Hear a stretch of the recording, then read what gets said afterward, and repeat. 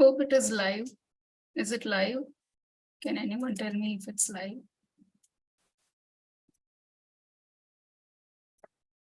Yes. A very good afternoon to all.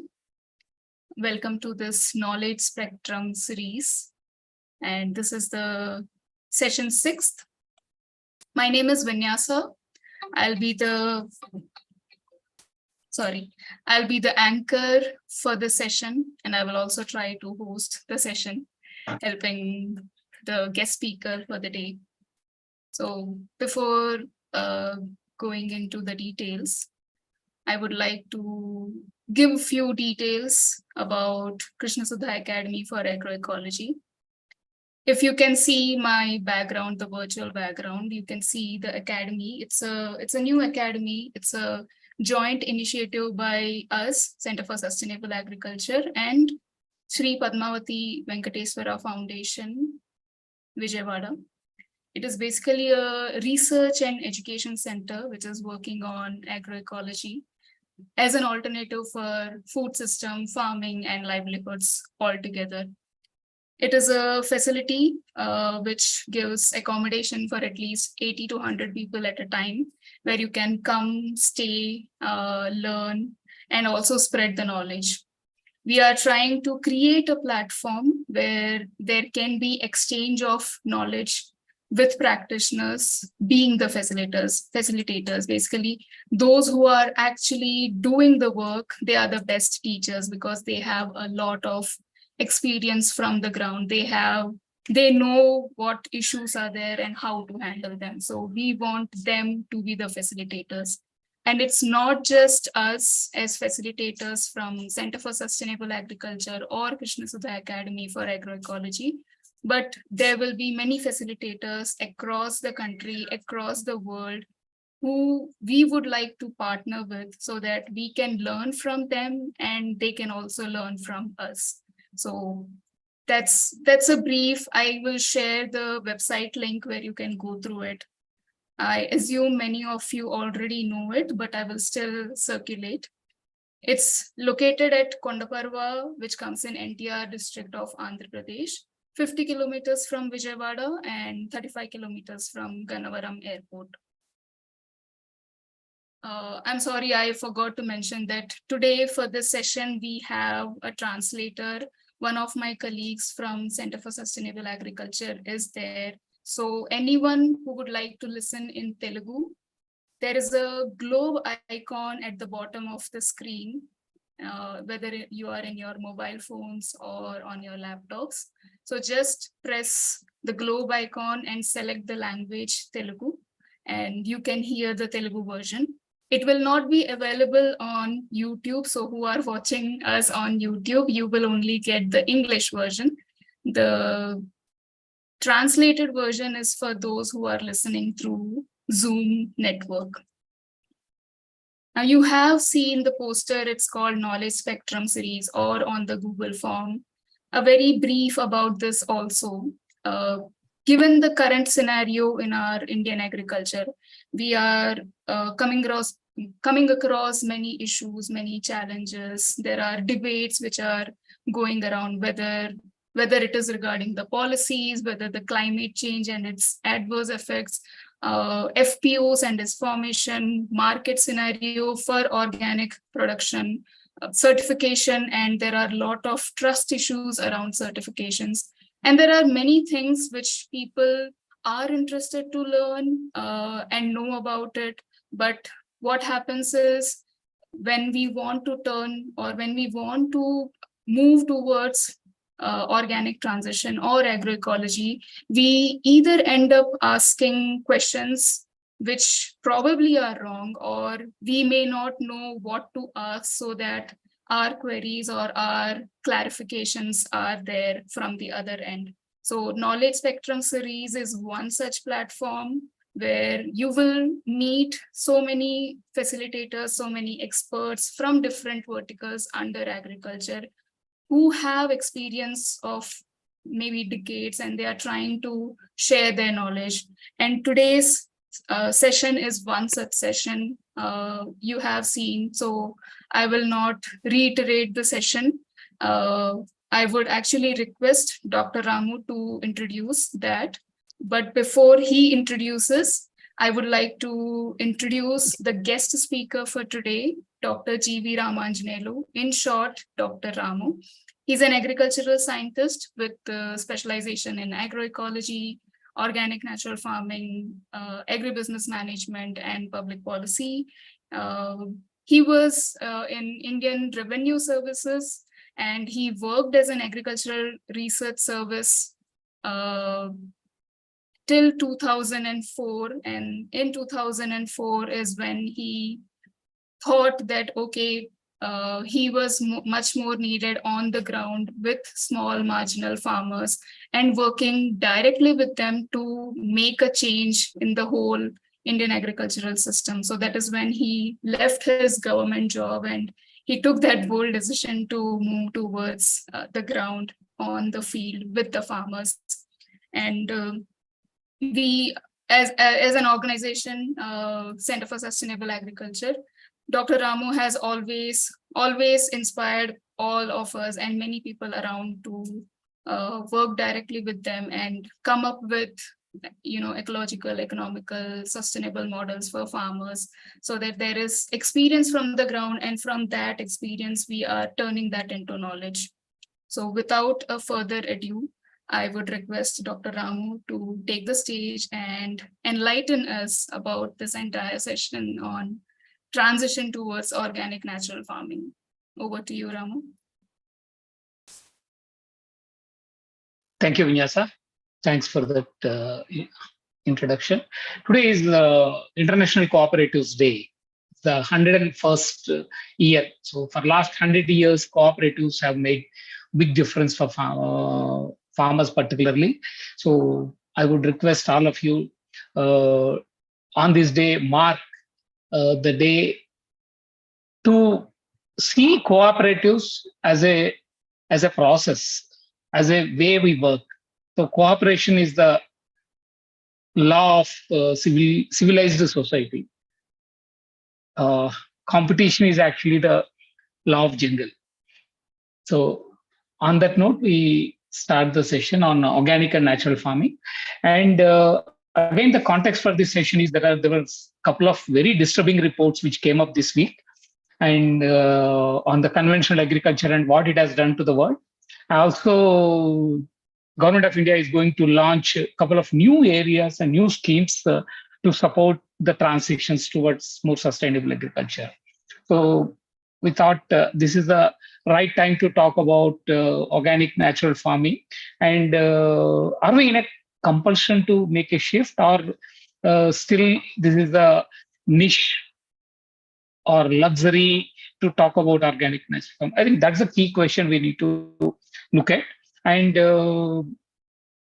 again, when we hear about the questions from the mainstream institution systems and many more people say whether the transition to organic natural farming or any of the agroecological systems is possible. Is it not time to reframe the question and say, can we continue with the conventional agriculture? And how long we are going to continue with the existing model of agriculture? I think that's what probably is the question we need to ask. So just to put you, what is at stake today in terms of ecology? We are at a stage where the population is increasing significantly. Certainly, we need to grow more food. There's no doubt about it, about the food requirement.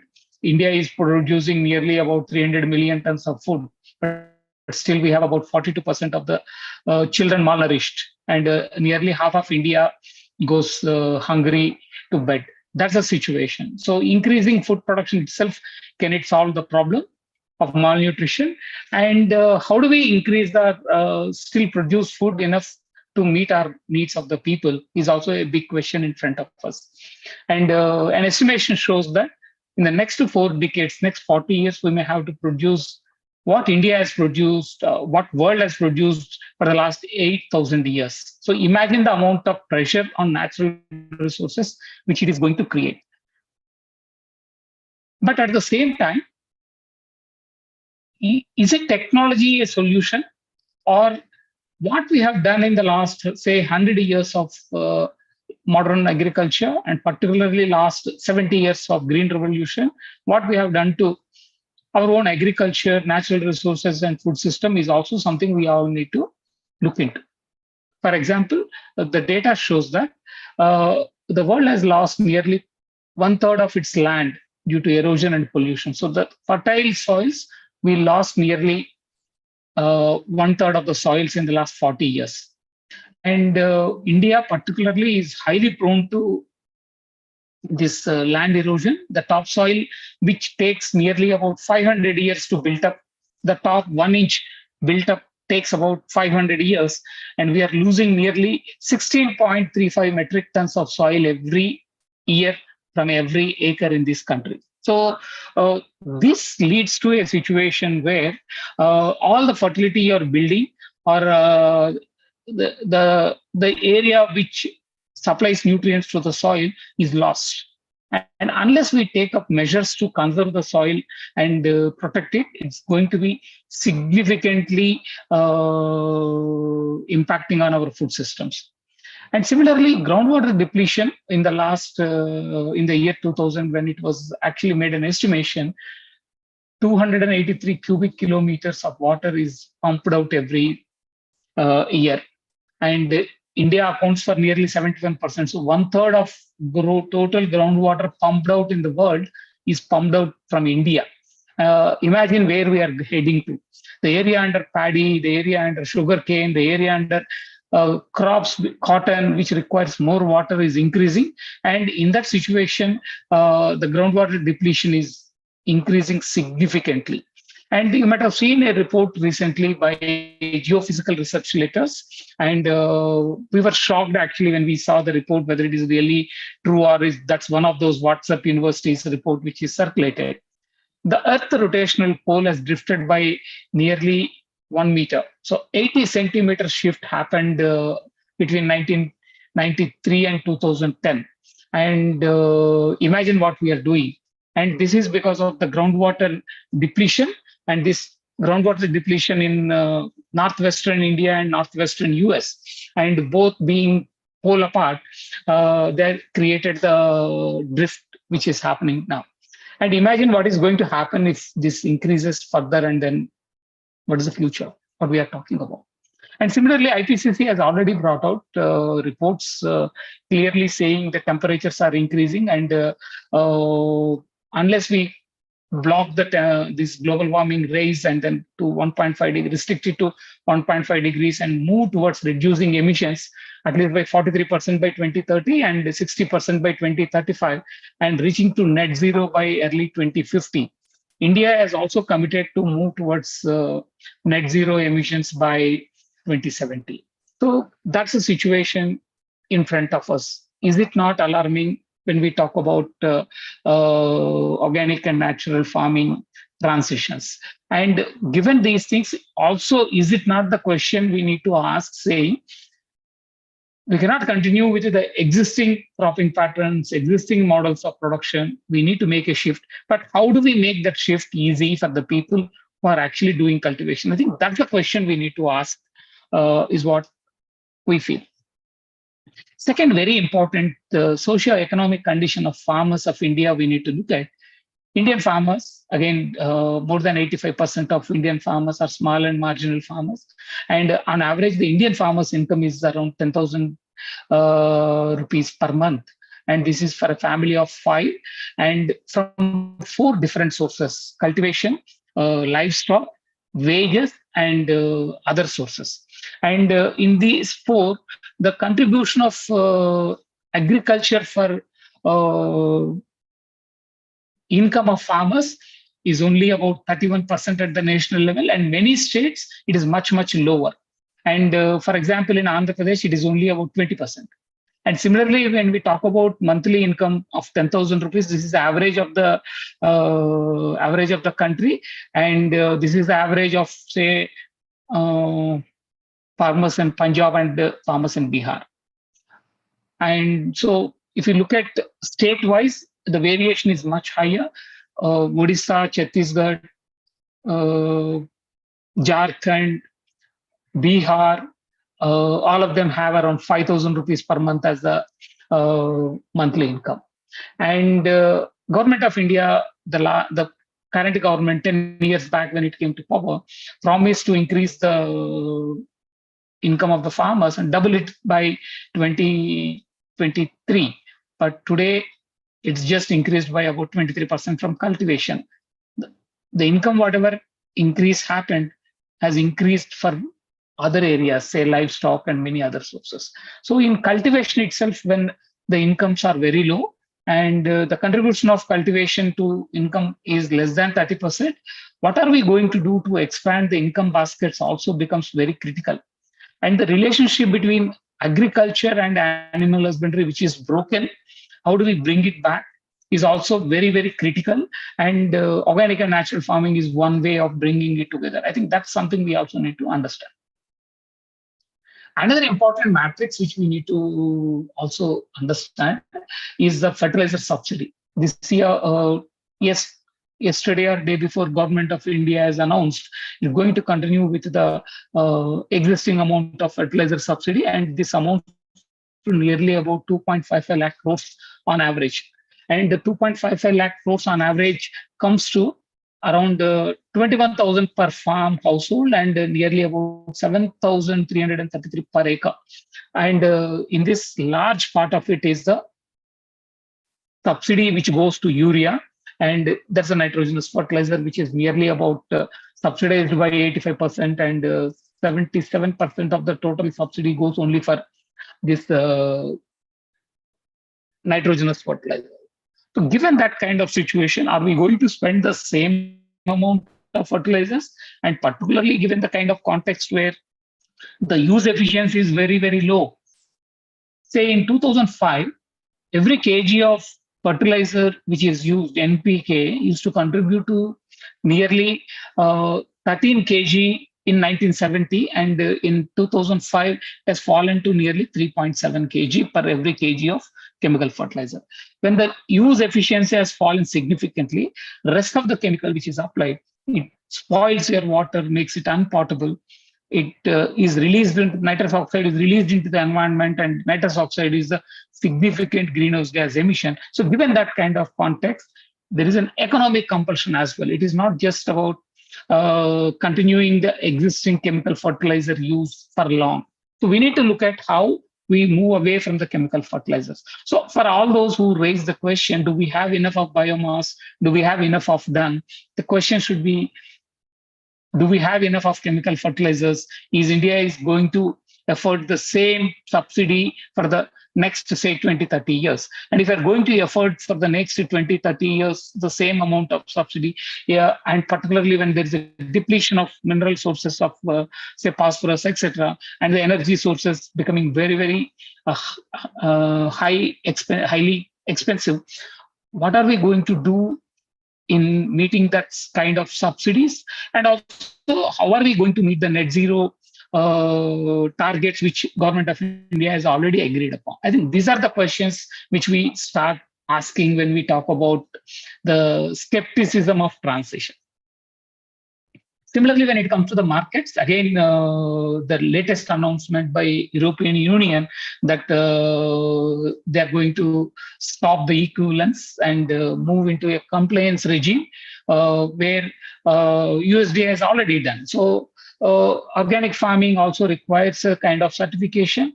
And when the data has to be managed to verify whether farmers are practicing organic or natural farming, and whether the claims made by the retailers when selling it to the consumers can be traced back and verified. I think that's where the issue has come up, and trust issues came where the studies done by EU and USDA showed that the Indian certification systems are not done well, and there are trust-related issues, and they have cancelled the equivalence which was there from 2003 onwards. And from last year, USDA has moved into a compliance system. And from next year, EU is also moving into a compliance system, which means you need to get a separate certificate from the agency approved by USDA or EU, and the EPIDA's approval is not sufficient. So that's what is going to happen with this certification. But back home in the domestic market, what is happening? This is also another very important issue we all need to look into. We have two kinds of certification systems. One is called participatory guarantee system. Other is called NPOP, which is approved by Government of India's EPIDA. But both draws their standards from the national standards for organic production. NSOP is what it is called. So PGS is accredited by National Center for Organic Farming, and NPOP is accredited by EPIDA. So that's the Ministry of Commerce. So between Ministry of Commerce and then Ministry of Agriculture, if there is no trust, and if PGS farmers cannot easily transit to NPOP systems, and there is no compatibility between the two, and there is a trust deficit between the two itself, and if you are expecting that Indian system will be trusted by international systems, is also far-fetching. So we also need to look at how this trust can be built again. I think that's something which is very, very important. And as if the existing confusions are not sufficient, the new confusion is added as a natural farming certification system. Government of India is going to launch a new certification system called the natural farming system, and which has defined its own standards. Any country in the world, say whether it is about US or whether it's about EU or Japan or Australia or any other country, has one set of national standards, and that national standards are used to issue various kinds of labels and certificates. But today in India, and India also did the same thing. So national standards for organic production were used for PGS and NPOP system. But now we have come up with a new certification standards under natural farming system. And means of verifications are also completely changed. But the big question would be whether this will add to any benefit to the farmers who are practicing natural farming. I would say, from my own understanding, from the experience of other people who are working on certification and marketing, that this is not going to help. Couple of reasons. One, the natural farming certification system, which is proposed by Government of India in its current form, is not transferable, which means farmer have to sell the product directly to the consumers, then only they can label it as natural.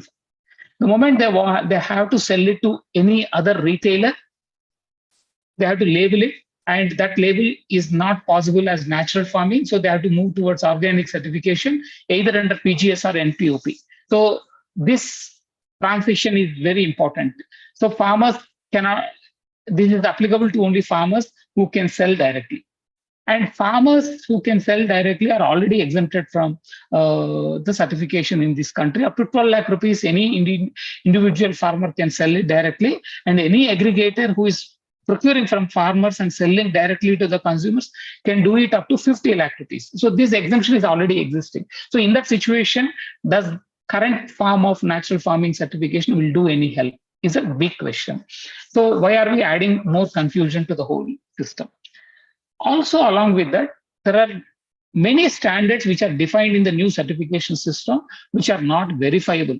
It is about the way animal is bred, whether it's a source of your fodder, and many other things which are not even linked to the crop production system. So we need to look at whether we should convert all our beliefs into standards and ask people to comply with that. I think that's a clear challenge we need to understand, and then probably bring it up with the regulatory system and then look for a change in this process.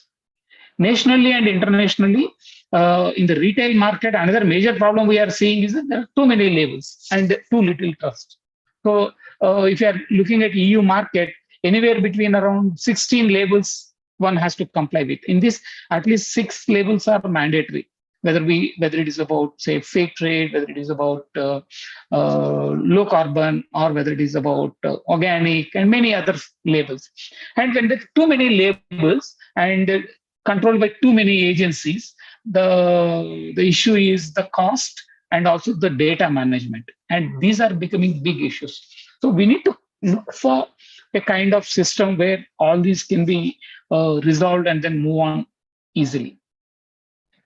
Another very important, as India is a very technology centric country, and we try to solve every problem with a technology.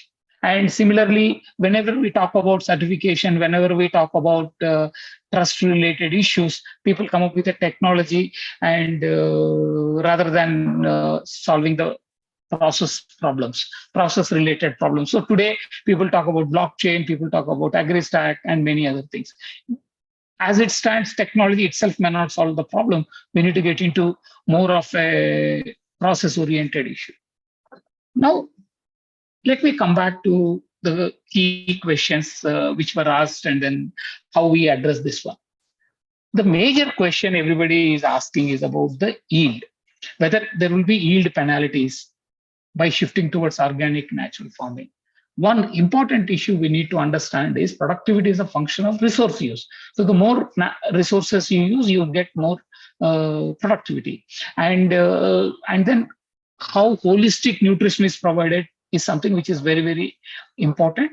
And how healthy your natural resources are is also another very important factor. So the resources which as a farmer we are using, and the availability of natural resources. Say, for example, there will be certainly a yield variation in soils which vary in pH. It could be the salinity, which you can also change the yield parameters. It could be weather conditions, which can also change the yields. So there's no single yield parameter.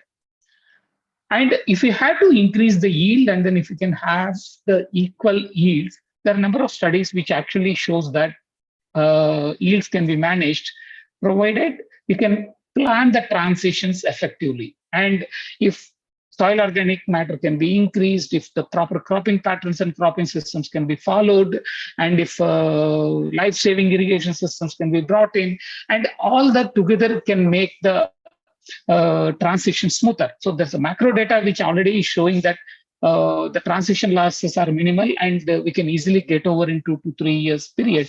And if this 2 to 3 years can be covered, probably it will be helpful for the transition to happen. And one of the key question many people ask is when the research studies are done, or when the project reports are put out by agencies implementing organic and natural farming, whether the data is dependable. Data is dependable because we are making too much tall claims. On one hand, when we talk about natural farming or regenerative agriculture, we were saying you don't need to add additional biomass and no need of using compost. So it's just about using 3 or 4 kinds of solutions which can solve the problem, which is not true, because even in the natural farming, we are talking about adding mulching, and an inch of mulch in a acre of land will amount to about 5 to 6 tons of biomass. So if 5 to 6 tons of biomass can be added, and microbial solutions 5 to 10 times if they are added, probably it will address the issue, provided you correct the soils. So the soil EC pH can be corrected, and if enough of microbial population can be managed and enough of organic matter can be added, yield question can be addressed. Unfortunately, the debate today is not around how do we make it happen, but looking at the yields from the conventional agriculture, where we are already seen that the productivity of chemical fertilizers is going down significantly, and that significant loss is not because fertilizers have lost their efficiency, but because soils have lost their efficiency because of the decrease in organic matter. I think that's the key. So what do we need as a shift? So what is the shift which is required? So can someone mute Ramana? What is the shift which is required?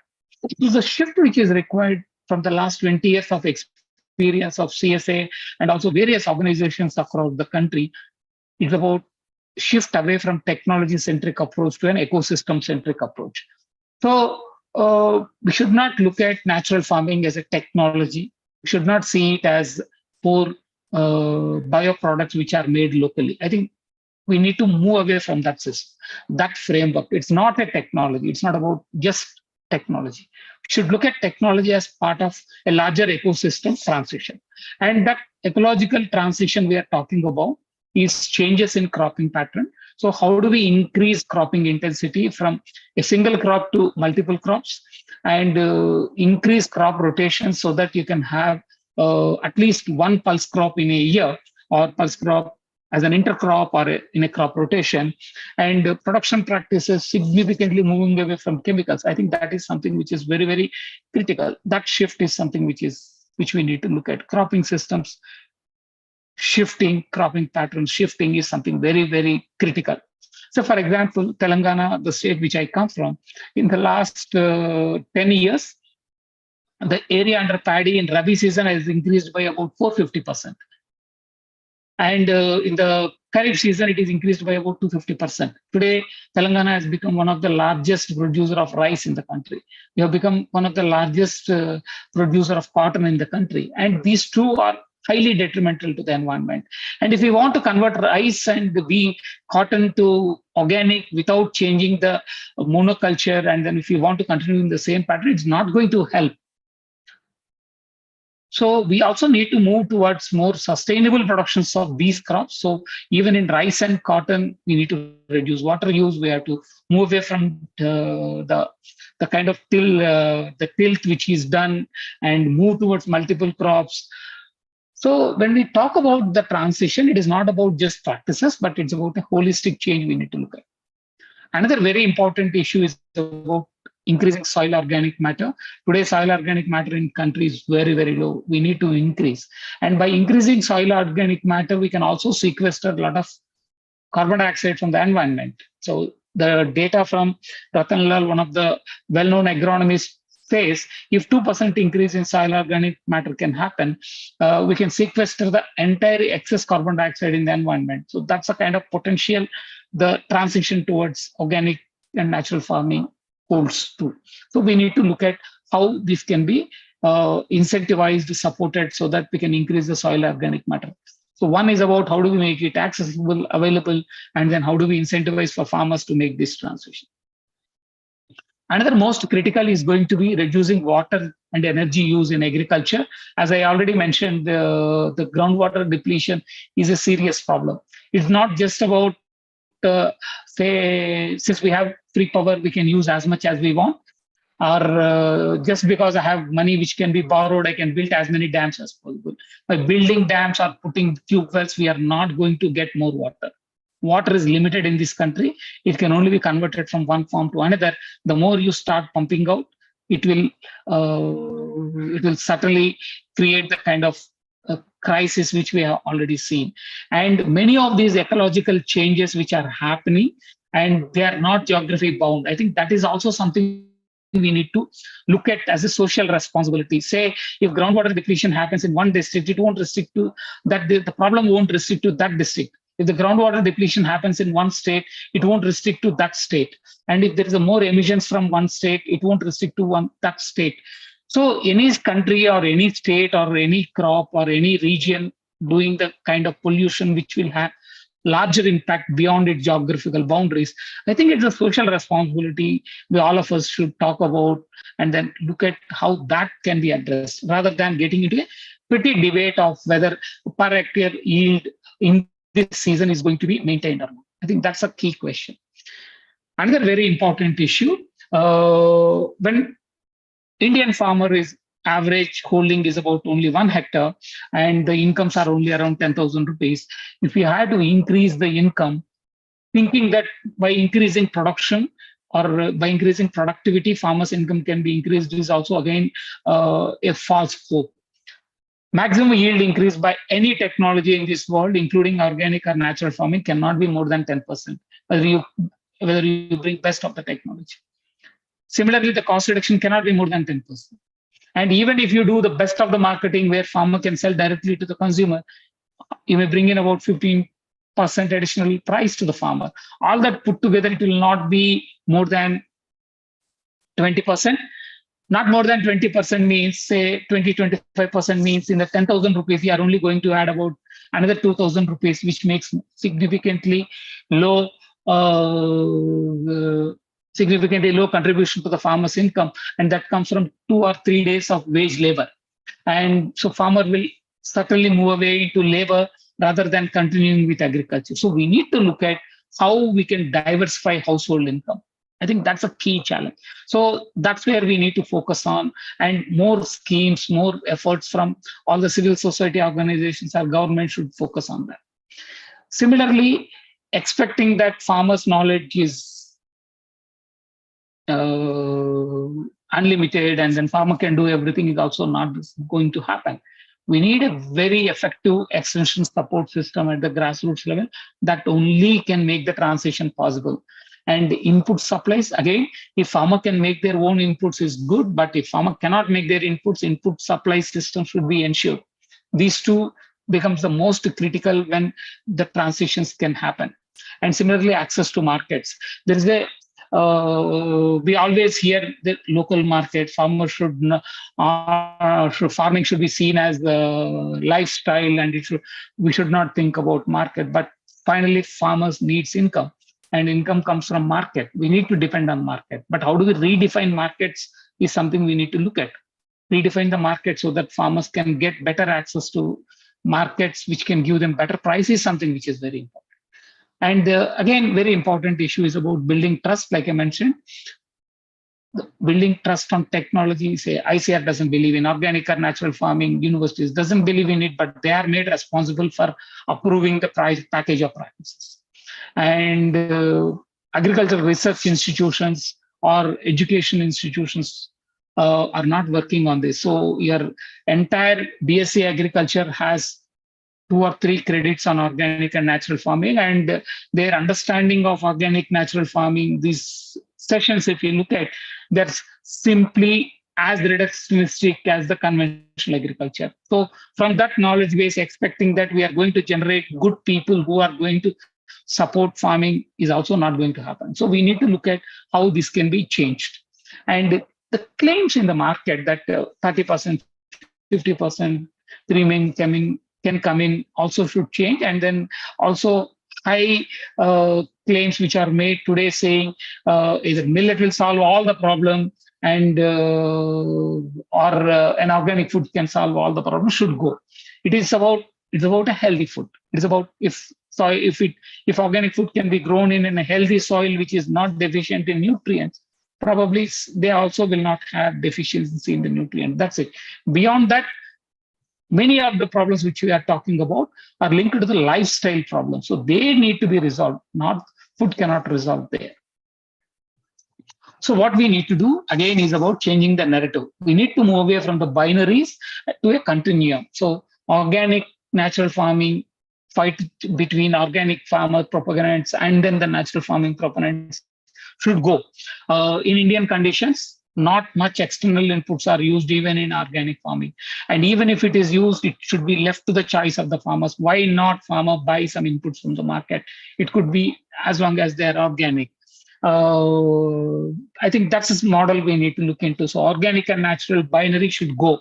And even I would say between organic, natural versus conventional should go. And we should look at even if farmer is adopting 20%, 30%, 40% practices and can reduce the chemical use by 30, 40%, 50%, 60% based on their own, I would say, based on their own convenience, we should allow it, and then we should see that as a good shift.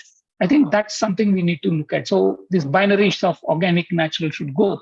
Similarly, there's often here SHGs are more viable, more better compared to the farmer producer organizations. So both are community institutions. The kind of money which is invested in SHGs over a period of time and the kind of effort put into make it viable is not put into the FPOs. Certainly, there could be differences between male and female in terms of managing the money or managing the institutions. But we also need to look at, are we creating an environment where FPOs can also become viable and move on?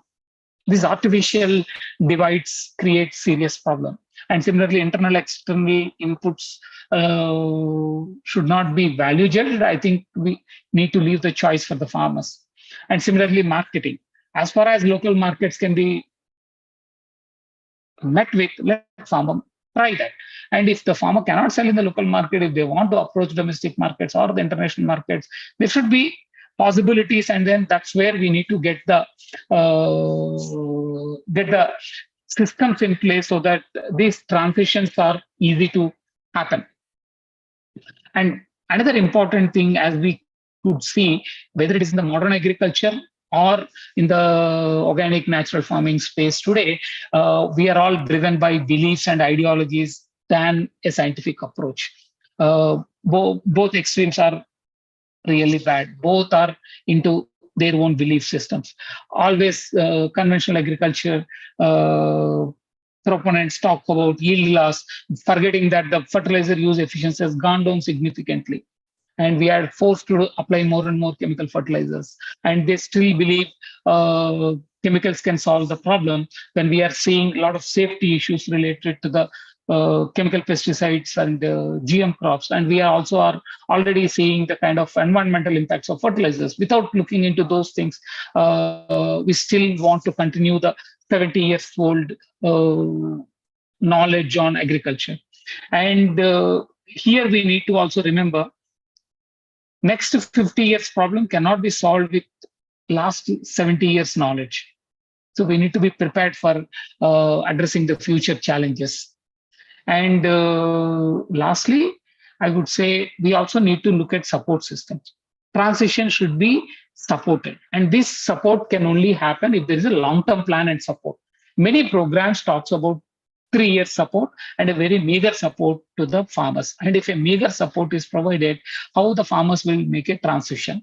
So for example, what is the amount of money invested on one extension officer in a conventional agriculture versus in organic and natural farming programs in this country? If you can calculate, you will see it is significantly lower. Similarly, if a farmer is adopting chemical fertilizers based agriculture, per every acre, average subsidy is around 7,000 rupees, but it varies between geographies, it varies between crops. And if that's the kind of situation, farmers shifting towards organic has to make their inputs on their own. Why are we expecting that farmers should do on their own and farmers are not supported? If the farmers can do, it's fine, but still they need to be supported because there is a labor issue, there is a skill issue, and the resources are used over there as well. So long-term plans and proper support is something which is very, very important. And to make this happen, two important things we need to look at. At the farmers level, there should be an incremental change rather than saying suddenly by tomorrow, all the farmers will shift towards natural farming. May not happen. Having seen last 20 years experience, we have seen in a village, we may reach to around 20-30% of the farmers making a shift fully. And rest of the farmers also are shifting. Nearly 50-60% fertilizer use and pesticide use has come down. And that should be seen as also a significant change, and then help them to make a transition slowly. So the first 20% of the people may do a faster transition, but rest of the people may change slowly. And this is based on the behavioral issues, based on the socioeconomic conditions, access to resources, and all those things. So we need to look at how these changes can be incremental rather than sudden transition only, expecting them that there should be sudden transition. And household level income diversification is something which is important. And we also need to look at a landscape level, how resources can be managed. Village as a unit, mandal as a unit, block as a unit. I think that's where we need to look for. And similarly, there should be a transition, not only at farmers level, we also need to look at how the research, extension, and education system in this country will change. And they should have an agroecological framework for assessing them.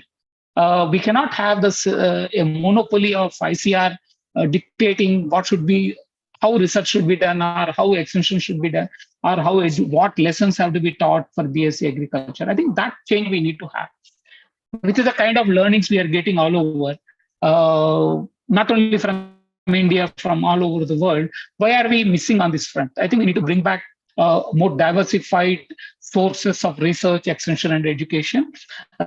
Rather than sticking to the outdated framework which ICR is using today.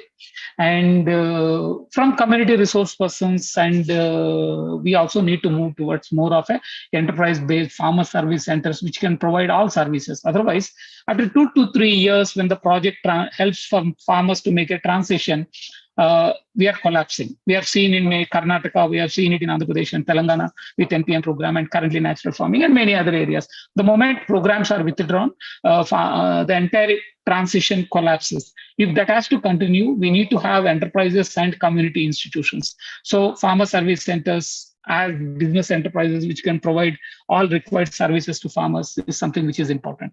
And these farmer service centers may be embedded into FPOs, SHGs, and many other things. And FPOs and SHGs can be the collectives which can increase the last mile delivery of support services and first mile aggregation of produce, which is today the major problem. Unless we look at creating all these as a transitional framework, just talking about practices is not going to help. Similarly, at a policy level and market level, we need a transformational change. Existing policies, existing markets are not going to help the transition to happen or the transition to sustain. So what we need equitable support to the farmers, whether it is conventional agriculture or organic farming. Per acre, if conventional agriculture is getting around 7,000 rupees, I think organic farmers also have to get around 7,000 rupees. We need to figure out ways of doing it. Ecosystem services, the new scheme which Government of India brought out as green credits, all that can be used, but the amount of money equitably should go to the farmers. That will help farmers to make the transition. Similarly, PM Pranam has been announced a couple of days back, which talks about giving back 50% of the subsidies saved on the fertilizer use in the state. So state will get 50% of the subsidy saved back as a grant from the center. And that's one of the reasons why, though 2.5 lakh crores is current year fertilizer subsidy, they said in 3 years, on average, in total, we will have about 4 lakh crore subsidy, and which actually amounts to only 1.5 lakh crores every year.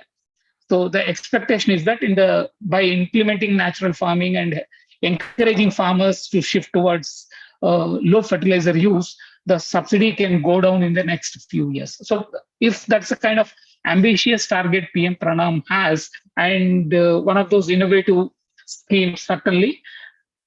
But why not PM Pranam also incentivize farmers? Why only state should be benefited out of it?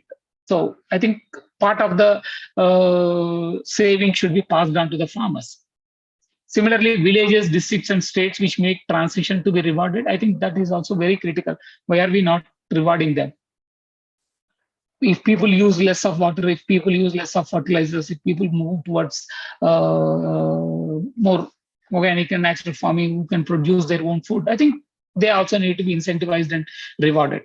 And similarly, rather than having two different frameworks for organic and natural farming and conventional agriculture, one agroecological framework is very important, because any agriculture has significant impact on natural resources, environment, and safety and health of people. So it's the same framework we need to use. So the agroecological framework should be used for assessing the agricultural research, extension, education in this country. And similarly, market, we need to move towards a better marketing system. And in this, I think the topmost change which should happen is a decentralized procurement. Today, Government of India procures only rice and wheat. Why not we decentralize and let states choose what crops to procure? Say, if Odisha has a Orissa millet mission, let them procure millets. If Telangana has more of pulses and oil seeds to be encouraged in place of rice, probably it will be a choice for the Telangana state to procure millets, pulses, and oil seeds rather than buying only rice. So that kind of decentralization of procurement, if it can be given to the states, and then the state can give it to the districts, and district can plan with FPOs, I think there is significant market can happen. This is a significant market. We are looking at, always when we talk about markets, we look at modern retail, but modern retail is only about 10%. But the rest of it is a big shift which can happen with this kind of decentralized procurement system. Similarly, we should have a progressive quality assurance system which can help farmers to move from one system to another easily. Today, we are all compartmentalized. If you are into PGS, you are into PGS. If you are into NPOP, you are into NPOP. If you are into EU certification, you are into EU certification. If you are into USDA, you are into USDA. And each one takes 3 years. So it's like stupid compartmentalization where farmers are get caught and it becoming very expensive, and it also confuses consumers. So we need to move towards more progressive quality assurance system. And in market, two important things what we learned is that shorter the supply chain, better the farmers share in the consumer's price. And similarly, more value addition is done, better income they can get. So we need to look at how do we shorten the supply chains and widening the value chains, and then that's where actually the FPOs comes into picture. So we need to look at how they also can be brought in into this whole ecosystem and create an ecosystem of entrepreneurs, rural entrepreneurs, not these startups which are largely driven by just venture capital, but encourage rural entrepreneurs, encourage more of rural ventures where that support can happen, and they can improve the efficiency of services offered to the farmers. Say, many times instead of a FPO owning a processing or storage facilities, they can be offered as a service by many of these entrepreneurs. So probably we need to move towards those kind of systems. And lastly, it's a consumer who makes difference. So if consumer can buy safe food, if consumer can insist on food with low ecological footprint, change will happen. But if consumer had to make the choice, I think we need to invest on a lot on encouraging and then supporting consumers so that consumers can take a better choice. So food systems, the centrality is the consumer. So consumer engagement is very important. A lot need to be invested over there. I stop here. And thank you all from the CSA, Krishna Sudha Academy for Agroecology and Sahaja Aharam. Together we can make a big difference. Thank you. Thank you so much, Dr. Ramu. I must say that you made some, bold statements given whatever changes are happening around, whether in the policy levels or at the government level. That was really impressive, but also I hope that it makes everyone who is present here realize that why whatever this is being talked about, organic farming, natural farming, agroecology as a whole umbrella is really crucial at this point of time. Yes, I was going through the questions, and I was also seeing that most of them were covered by you during the session. But if anyone has any questions, the platform is open right now for anyone to unmute themselves and ask their queries. Yeah. Hello, madam. Thank you for this wonderful and informative session. Thank you, sir, and thank you, organizer team. My name is Jayvan Patil. I am from Pune. Basically, I am software engineer, but my father, mother, and my family is from farmer background. So this year, I started organic farming. This is my first year, and I produce Indrayani rice, which is famous in Pune area. And sir, I started selling this rice directly to the customer with the help of my FPO, Godavari Farms FPO. We farm Godavari Farms FPO with the help of 300 farmers, marginal farmers from my village. And we this year, sir, successfully we sold out 20,000 kg Indrayani rice in the societies of Pune area. Sir, I just want to know, means we have very good capacity of producing banana, Indrayani rice, pulses, but we are lackage in market linkage. So we just want to know, sir, from your is there any community or group where we can get help to linkage to the market, because we are very good in producing banana, Indrayani rice and pulses. Yeah, the experiences you shared, Jayant, are the ones which are there all over the country. So small initiatives are trying to reach out to the market, and how do we scale them is something which is we need to look for. So probably you should also tie up with other players. So there are many FPOs, there are many small marketeers like you. And there are platforms which are also coming up for creating the markets. So if we can get into it, probably it may help. But to do that from our side, what we can also help you is look at, there's a platform called FPO Hub, fpohub.com, where you can look at how you can list your products and then get access to the buyers. And also, if we can work as a community, probably we can also figure out how do we get buyers buy from you directly. I think that's something which is possible. You're already selling in few products directly to the consumers. So to expand that, what more is required is what we need to figure out. Yes, sir. Actually, this year successfully, because we are maintaining the quality and purity, and we did soil testing, sir, for organic farming. Very Yeah. good. Huh. Yeah. No, that's what I'm saying. So today you are able to reach out to say 20 communities. So how do we, from 20 communities, how do we reach out to say 50 communities or 100 communities is a challenge, right? Right, And sir. that's a challenge. So here, some of the issues are about your expenses. Where are your expenses going? Mostly, if you look at the organic consumers are very distributed. Second, you cannot store the produce for a longer period, Yes, sir. right?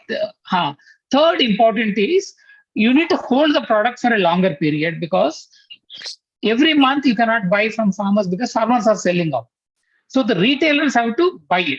So to resolve these three things, one of the important approach one can take is create a middle layer which can hold the produce. It could be an FPO's federation, it could be a government department, or it could be a private limited company. So that is something which is important. One layer we need to create which can hold. So for example, in Andhra Pradesh, we are supplying food to temples. So Tirumala Tirupati Devasthanam and many other temples. Andhra Pradesh government has tied up to supply food directly to them, which is grown organically and which is certified. So what we realized is that if the temples require every month, so they buy every month, but farmers harvest once in a season. So that has to be held somewhere for one season or 1 year, and then processed and then delivered to the buyer every month. And in Andhra Pradesh, Markfed could step in and then is able to do the job. Say in Gujarat, Amul could do the job of the same job for milk. And Telangana, we have an experience from Benishan, which is a producer company, which is doing the similar kind of job for vegetables. We have seen many other initiatives across the country. So we need to look at how such one middle layer can be created, which can hold the produce. And there are issues of infrastructure and working capital. And now infrastructure can be accessed through various schemes available. If you want, in this series, we have done one more presentation earlier. This is called Agri Infrastructure Fund, which is accessible to FPOs, entrepreneurs, and several others. You can actually have your own infrastructure that can help. Similarly, there are now schemes available where you can get access to working capital. If you're an FPO, you get even access to credit guarantee, and you can get access to the markets. And now Government of India is also going to launch a federation of organic cooperatives, which will create market opportunity for all the FPOs in the country. And that's also going to be launched soon, probably in this, by end of July, it's going to be launched. So I think these are all some of the initiatives which you can take benefit of. Yeah, sure, sir. Thanks for this wonderful guidance, sir. This will really help us, sir. Thanks a lot. Thank you. Yeah. Oh, thank you, Jayavant. So there was this one question on the certification part. We know that there are two types of certifications, PGS and NPOP, and now the government is coming up with natural farming certification also to create more confusion, as you mentioned. But if one wants to avail that certification, what would be the process? Is it actually already in implementation, and what a farmer or an FPO have to do to avail that natural farming certification? And what exactly will be the impact on the produce with that certification? So currently, the certification is implemented only in Himachal Pradesh. At the nation level, it is not yet rolled out. It's going to be rolled out soon. And basically, the certification is talking about if farmer is registered in that, they have to list out all the practices which they have done. And there will be one local verifying person who will go and verify, and then the certificate can be printed out. It's all digital system which they have put in. With so many agencies involved in certification, if we are unable to maintain the trust and created that deficit, expecting that just by entering into an online platform and then printing out a certificate, we are going to have a foolproof system of certification is not going to work, is what my understanding is. Second, the natural farming certification is not having the same status as the PGS and organic certification, because FSSAI approved only the NSOP standards. So these standards can be applicable to farmers only to sell directly to the consumers. So they cannot sell it to any other player. So if they are processing, if they are able to sell directly to the consumer, this certification can be used. But if that certification, if they have to use it, if they have to say, if they can sell directly, they can anyway sell. That is exempted from FSSAI all the time. So any farmer can sell product as organic in this country as organic without following any certification. And in India, direct farmers market is increasing significantly. It's nearly 18,000 crores today. So that certification is very, very important. So the Setara certificate, which is done in Himachal Pradesh, see, Himachal is a very small state, and most of the farmers who adopted that certification are not even selling. It's mostly for their own consumption, and very little comes to the market, which is sold locally. Nothing has come out of the system as it. So we need to see before testing it out. So before extending it to all the country, we need to test it out.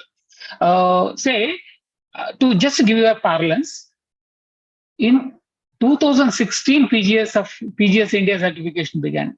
Still, it is struggling to reach out to the large scale. And expecting that this kind of natural farming certification will be issued today and then everybody will adopt soon is not going to happen. What will happen is, unfortunately, government will make it mandatory as part of the programs. And once the program is over, everything will collapse. I think that's what will happen. So as consumers, as organizations, as market, probably we need to look at a long-term solutions for this. Yeah, truly agreed to that. Yes, sir. There was this one question raised by Rakshit that he would like to know if there is any case study or successful story about any project or farm or a farmer who has actually transit from conventional to organic, and on a holistic approach, and not just part by part, like not just in marketing, not just in certification, or not just in growing organically. And I think there are two very important reports came up in the last 1 week. Incidentally, CSA was involved in both the reports. One was brought out by Center for Science and Environment on how market linkages help organic and natural farmers to make a shift.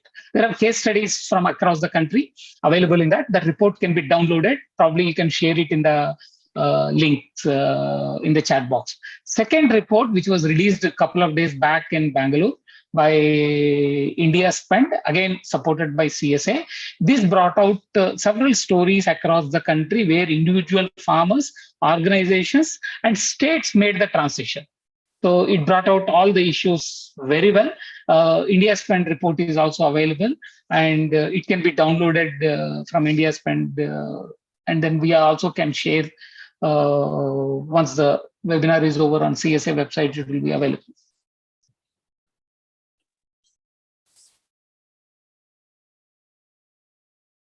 There is another question by Harnath Maharji.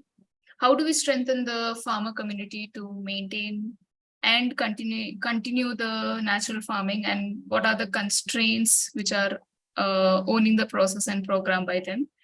They have experience of NPM project, and presently they are actually doing RYSS project also. Yeah. I think that's where I clearly mentioned right in the beginning, we need to look at institutional systems. I think we need to have farmers collectives organized as farmer cooperatives, farmer producer organizations, which can be linked to the market, and FPOs can be sustainable on their own. I think that's the system we need to look for. Second important issue, CRPs, community resource persons, unless they can also earn from the program itself, they're not going to sustain. So the farmer service centers can be a good model to be brought in. So I think farmer service centers, farmer producer organizations, and then input shops, input enterprises, I think all put together will create an ecosystem which can continue the transition, which can continue the change. If we are not thinking about all these, and if we are only looking at as a training on how to make Jivamrut Panchagavya, it is not going to work. I think that's a key learning we have from the NPM experience or the current natural farming experience. Yeah, any other doubts which we have probably missed? You can raise your hand also in the Zoom room.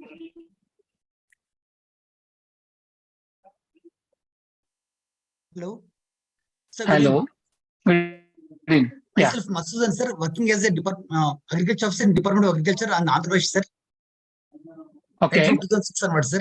Yeah. Hi. Actually, it's a very good session for us, sir. Actually, sir, I am dealing with extension works actually. Like Okay. every day we used to met with them, sir. Yeah. The thing is, sir, how to contact you, sir? Is it possible to meet with you, sir, once in near future, sir? Certainly. We'll share the contacts. I'm putting my phone number and email. Yeah, please, sir. Please try to share it, sir. One thing, sir, I am actually I'm in another name, sir. We are running a tissue culture laboratory also, sir. We were producing tissue culture banana plants majorly, sir. And very soon, sir, we are having an collaboration with Date Palm also, sir. In Riyadh, there is a company, and at the same time, Abu Dhabi also there is a company, sir. Both of them, we would like to take over the TOT, sir, transfer technology, sir. Sure. We would like to meet with you, sir. For those, sir, we would like to contact with you, sir, please, sir. Sure. I shared my already in the chat box. I shared my phone number and email. And where are you from, Madhu? Sir, myself from Kadapa, sir. Raichoti, near to Raichoti, sir. Yeah. Okay. So we have an office in Pulivendula. We work in Pulivendula area. With whom, sir? With our Anil Anna is there? No, we have our office. We have an office in Pulivendula. We will share our contacts, Pulivendula contacts. Please. Yeah, no issues. Thank you, sir. Namaste. Hope everyone who are present here. One more question, ma'am. Yes, please go ahead. Sir, this is Iswara, sir. Currently working at Bread, sir.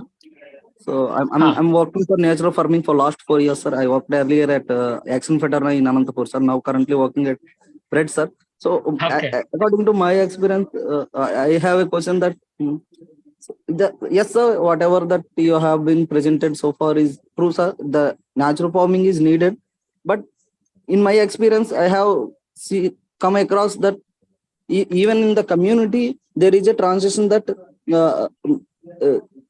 cultivation, even farming, is shifting from the using low cost inputs to high cost inputs. I mean, there is no livestock, even no livestock, no paddy, no cows, no bullocks, and every farmer is shifting to, even marginal farmer also shifting to depend on tractor and rotavators in such a manner. Then how can it is very difficult to impulse the natural farming without bullocks and cows, because the farmer unable to get the material, NPM material, whichever, even if the raw material, if you want to make a Jivamruta if you don't have the cow urine or cow dung. That is very Right. See, what we need to understand is that these natural resources, if they are not available at the farm level, how do we make it available at a collective level is the important challenge. See, every farmer may not have, but at the village level, can we collectivize it? Is something which is important. That's the approach we need to take. Second, if collectively you cannot organize, can market arrange for them? So you can have biofertilizers and many other things which also can be used in the same process. So we need to look at improvising the current practices as well. So Jivamritam, Panchagavya, and all those preparations which we are using is one way of doing the biofertilizers. There could be many other ways of doing biofertilizers where the knowledge is there. So we need to move towards that. Second, very important issue we need to look at is the integrated systems. So livestock and agriculture is something which is very, very important. So if it is a small farmer, the income is not sufficient to have only from crop production. So we need to have livestock, and then the livestock also should be integrated in such a way that the waste from livestock will go to the crops, and then the waste from the crops goes to the livestock. Yes, so that's yes, the system we need to come up with. So yes. the idea is, when we talk about natural farming or organic farming, if we are seeing it like a monoculture of paddy, say it's like paddy or it's like red gram, it's like groundnut, and only focus on crop production, it's not going to help unless we expand it to livestock and then look at it, the integrating these two things effectively. And if this integration cannot be done at the farm level, can we integrate it at the cooperative level, village level? So landscape level planning is also something really important. That's the new transition which we are talking about.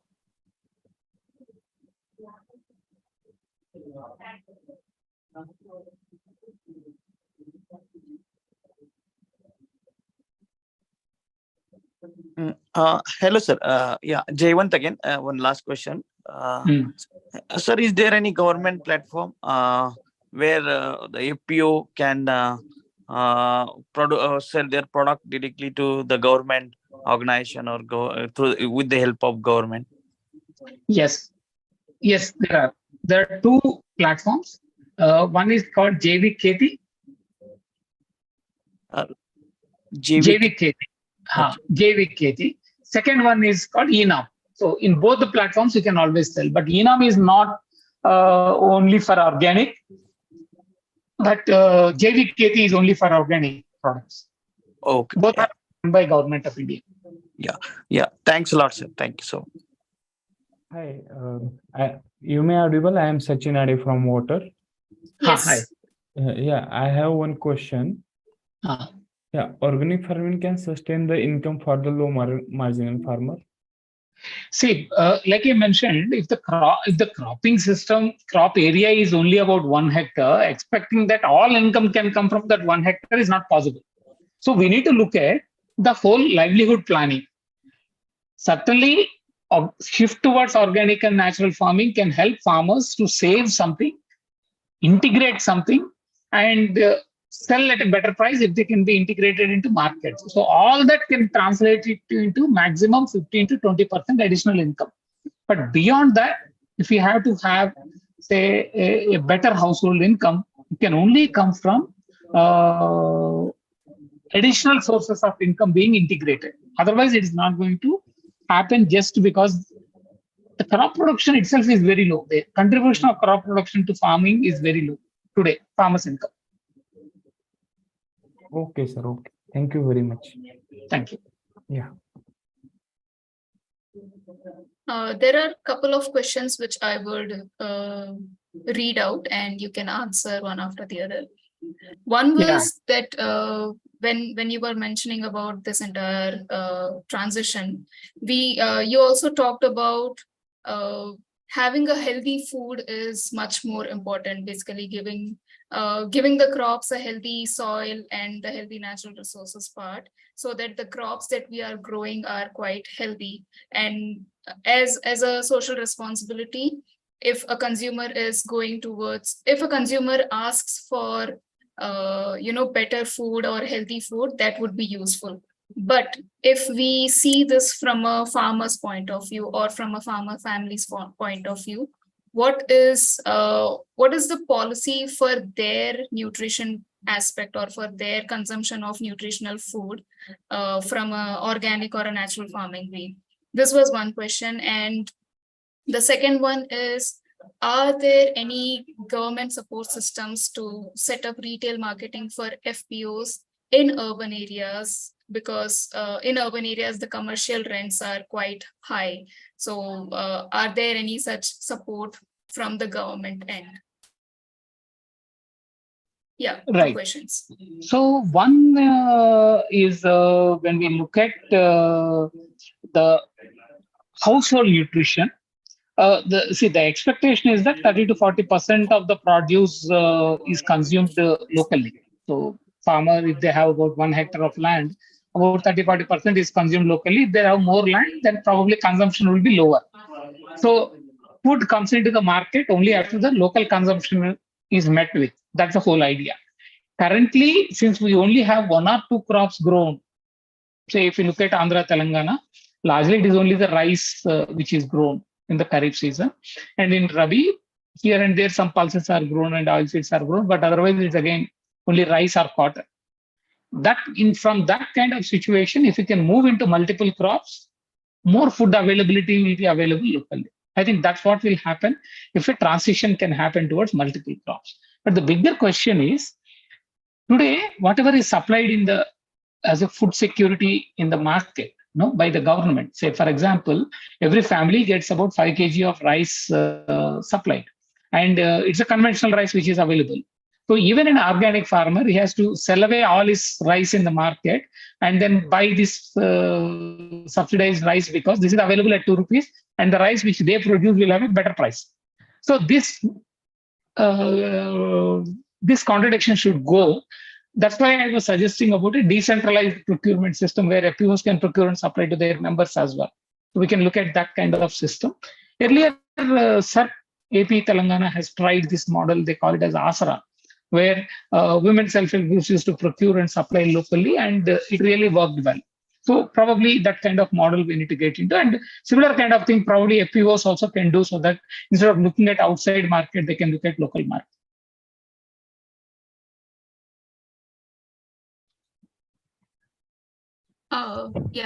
Thank you. Hello, Dr. Ramu. Yes. Can I pose my question? Yes. Yes, please go ahead. Yeah, my name is Chaitanya. I come from a place called Laneropeta, which is quite close to Kondaparva. Oh, okay. So I'm a mango farmer. I'm an electronics design engineer by profession and an organic farmer by passion. Okay, nice. So yeah, I'll stick to the production cycle questions, which is more of input based, agri input based. So because of the adverse climatic conditions that we are having as a result of the global climatic conditions, global warming or global climatic conditions right now, we are running into a lot of problems regarding pest control and fungal infections. So would CSA, say the Krishna Sudha Academy that you are proposing to start in Kondaparva, be able to provide inputs to the farmers to tackle those kinds of problems? Because through natural process, it's getting so laborious and tedious to tackle them. We are going to do that. So we are going to launch the academy in August. Last week we are going to launch. And there would be inputs available. There will be weekly trainings organized for the farmers, and we are also going to launch a advisory service. So all these would be available from Krishna Sudha Academy. Oh, great to know. Thank you. I've got a small question. I stay in Bangalore, but I continuously keep monitoring my farm through my people there, or my supervisors there, or my family. So can I get the suggestions or attend your classes online? Is there a provision for that? You can. So we will be doing it, and then we will share with you.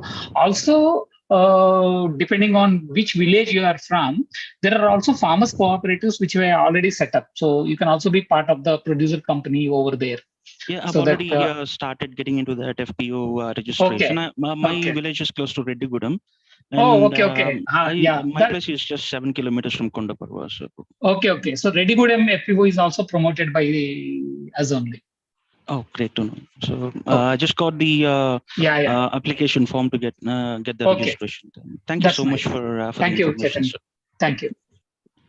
Ramaji, I have a small question regarding the retails in the urban areas. Actually, I had asked this question on the chat. Actually, my chat was not working, right? No, I got it. Yeah. See, so, Ramaji, yes, please. See, I got the question.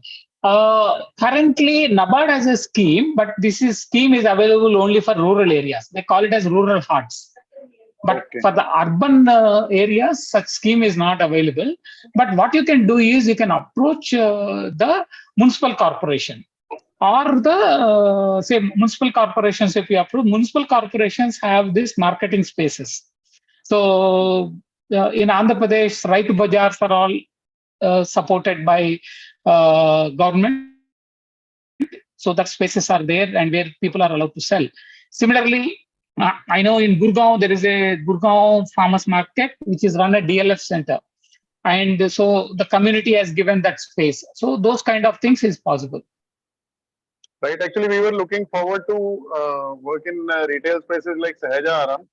And because the commercial rentals are very high, at the end of the day, it all reflects in the cost of the produce, and we are not able to give the produce to the right cost to the consumer. So this is where the lacuna is.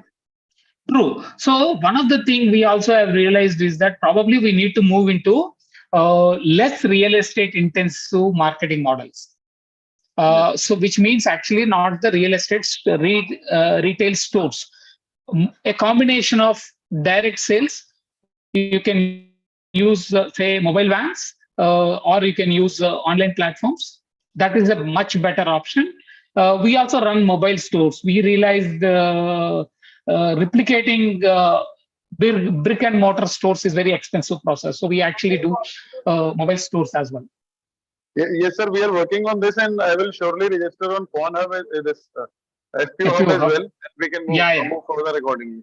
Yeah, sure. Okay, thank you so much. We have a team which visits Nellore regularly, and then we have some program which is going to be launched again. We'll share with you, Subbarao. There are two questions, one from a consumer point of view and another from illegality and that side. One is from a consumer point of view that the organic products which we buy, they get spoiled quite easily or in a faster way. Why does that happen and how to prevent that? That is one question from a consumer point of view. Let me finish the question that because both are not related questions. Yes, they are not. Yeah. So see, it depends on the product. So for example, if you are taking rice, fully polished rice can be stored longer. Semi-polished and then brown rice cannot be stored because the whatever is bran is on the grain, it attracts insects. So that's a major problem. And conventionally, whatever is available in the market is highly polished, and then it is also sprayed with pesticides like malathion. So obviously, no insects eats it. So only humans have to eat it. So that is given that kind of situation in rice, that's an issue. Fruits, vegetables, probably if picking is done properly and then grading is done properly, it can be stored better. But if that is happening, probably the suppliers have to take care. And certainly if there is an issue with Sahajaram, we will look into it and then we'll take care of that. Okay, thank you. The other question was that how to avoid this increase in illegal seed circulation or fraudulent labeling that is happening. In 2021, in Telangana itself, there were more than 346 tons of fake seeds which were seized by the authorities, especially in cotton and chili. How to avoid all this? Very right. In fact, we are going to do one of the webinars on this itself after 2 or 3 weeks. What is happening with this is India has a seed law which is written and in 1966 when there are no private seed companies, and we are still continuing with that. A new seed law which was brought in 2004 as a draft is still pending. And this law, unfortunately, is more to regulate farmers than to regulate the companies. And so obviously there was a lot of tussle from our side onto the government, and it never got approved. So some changes were made in 2010 into the law, but industry was not agreeing on. So now the whole battle is that whether farmer has to be regulated or industry has to be regulated, rather than looking at why farmer has to be regulated. So industry feels the technology is their property, so farmers should not reuse the seed. So that's the approach which they have taken. From a farmer's point of view, technology is offered as a service. So if service doesn't function, then the industry should be made responsible. So that's the approach we were taking. So between that, it was caught and it never got passed. Hopefully soon it will come through. Fake seeds are a very important part of the problem we are seeing. For 20 years, I would say, nearly 50, in the last 20 years, 15 years, I'm seeing the illegally herbicide-tolerant cotton being sold in this country. And Prime Minister's office also has done a report after doing a survey that nearly 20% of cotton in these states is HT cotton. And no action has been taken till now.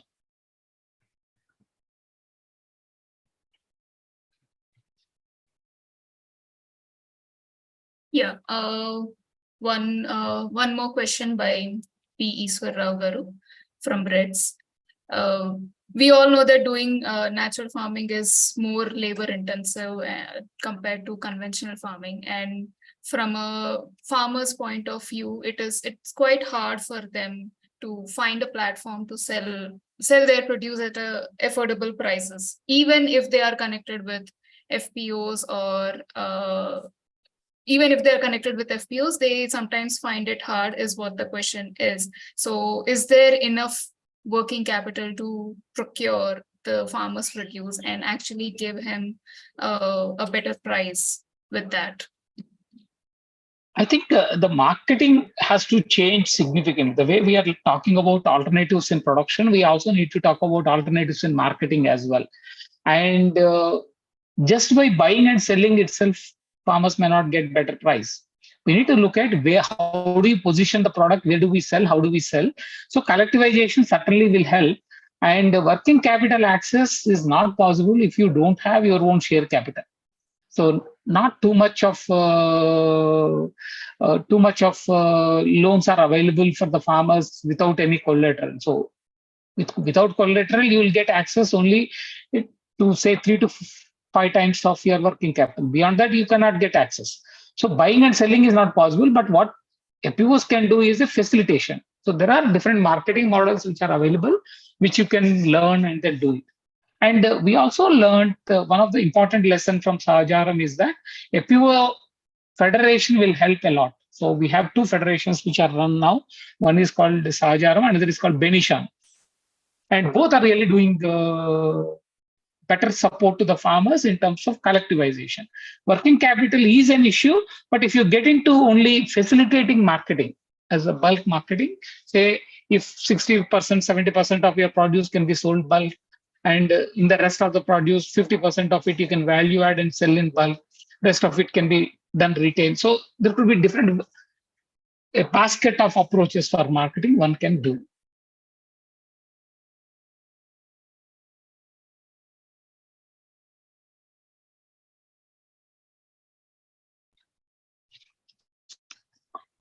On the seeds, we do have seeds available on FPO Hub, and we are also going to circulate the seed available every season. We have a farmer cooperatives which are now into full-fledged seed production, and that would be shared with all of you. And then and one of the session is also going to be on that, like I mentioned earlier. And if anybody is also interested into getting into seed enterprising, So if your FPO want to take up seed production, or if your FPO want to sell seeds, we can link it to the other FPOs which are producing and supplying them. Ramaji, I just wanted to know one thing more regarding when we say that, sir, when you told about that we can approach the municipal corporations, that is one part I will surely look forward with the MCD in Delhi. Sir, I just wanted to know one more thing, that if we are based out of Delhi and if we are looking forward to source directly from the FPOs, should we get in touch with the FPO hub directly, or through CSA we should link with those FPOs? No, see, you can put your queries on FPO hub. We can connect, and so as CSA also we will help. We are trying to work with farmers around Delhi as well, so we can connect it. Right. Thank you so much.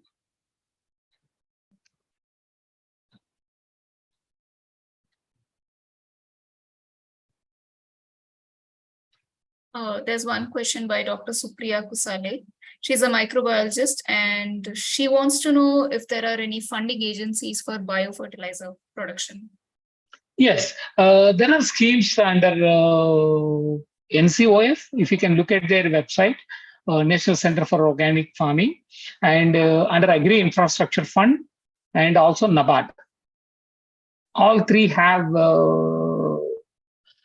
say 30 to 40% subsidy on infrastructure for making any of these micro biofertilizers. Thank you. Any other questions by our participants?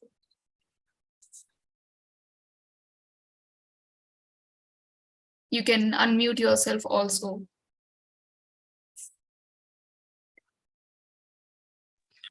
Yes, sir. Sir, we want to go into biofertilizers and seeds.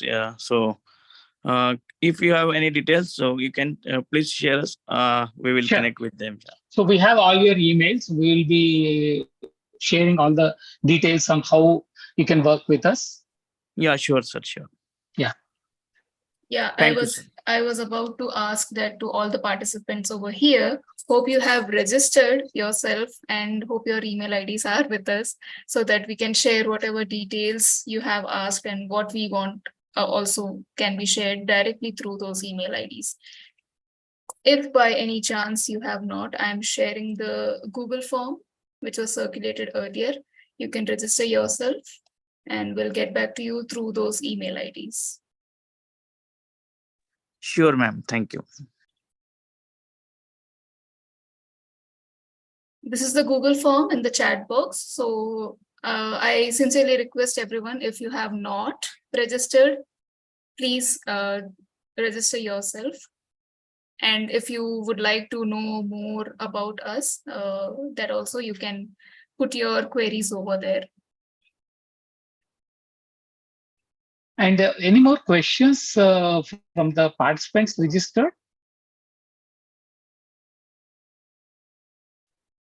On the registration form, right?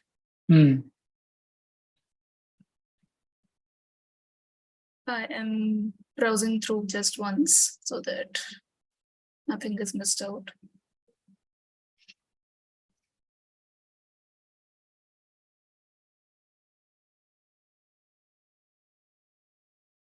Yeah, there's this one question on Sikkim.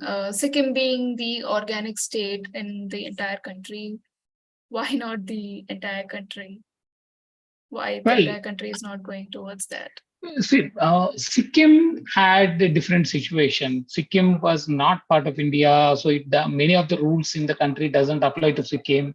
And Sikkim could take easy decision because it's all surrounded by mountains, and there is only one road which goes into the Sikkim. If that road can be regulated, you can avoid pesticides coming into the state. So that's the kind of decision which Sikkim has taken. Economically, Sikkim, there is only 1% of the land area is under cultivation, which is around 75,000 hectares. I would say my Adilabad district has 14 lakh hectares. So you can imagine the size of the state. So it was easy for Sikkim. But many other states also are making effort to move towards organic natural farming. And Madhya Pradesh, for example, Chhattisgarh, Andhra Pradesh, Karnataka, these are all making efforts. I think size matters, and the current production practices also matter. So fertilizer use, we were looking at fertilizer use, it was 9 kg per hectare in Sikkim before they shifted towards organic state, and then that from there, from 9 kgs to 0, it took 10 years. And Telangana uses 189 kg per hectare per acre. So you can imagine how much time it's going to take. So it's all about where you are and then how you are going to make the transition.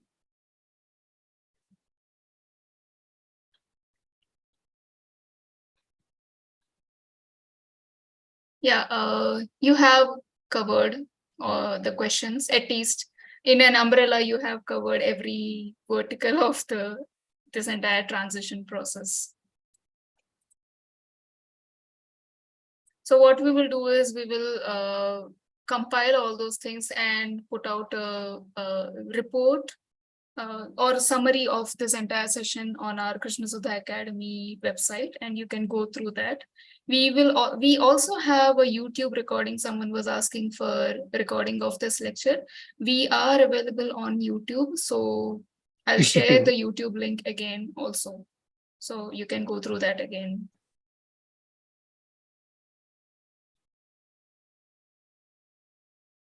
Those who are putting their contact details, I would request you to please actually fill in the Google form so that it will be easier, just in case the technology plays with us and all this data gets lost. It would be really good if you can fill in that Google form. Thank you.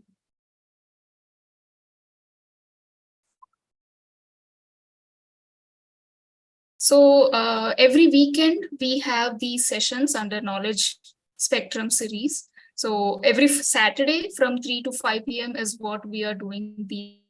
And this will be circulated on our Facebook pages, LinkedIn pages, through the email IDs, and our alumni participants also from all these sessions. Those who have showed their consent for any more such sessions, we will be circulating the messages through that, and you can register yourself and you can go through these sessions.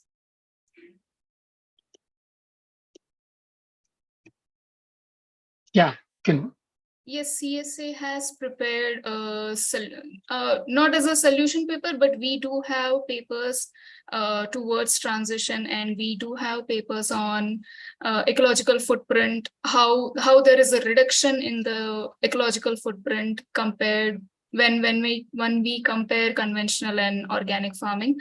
So we'll share that paper report also. And as Dr. Ramu was already mentioning, that there are several reports and case studies which were released in this week itself. We will be sharing that on our website, so you can go through those.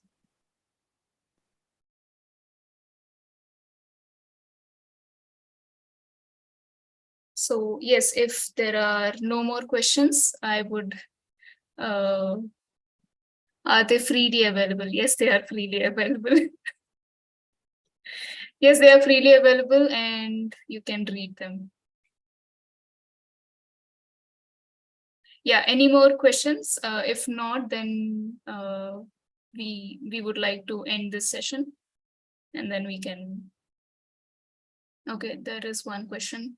People buy from people where they trust. How technology will help to ensure that the food they have is natural or from a trusted farmer?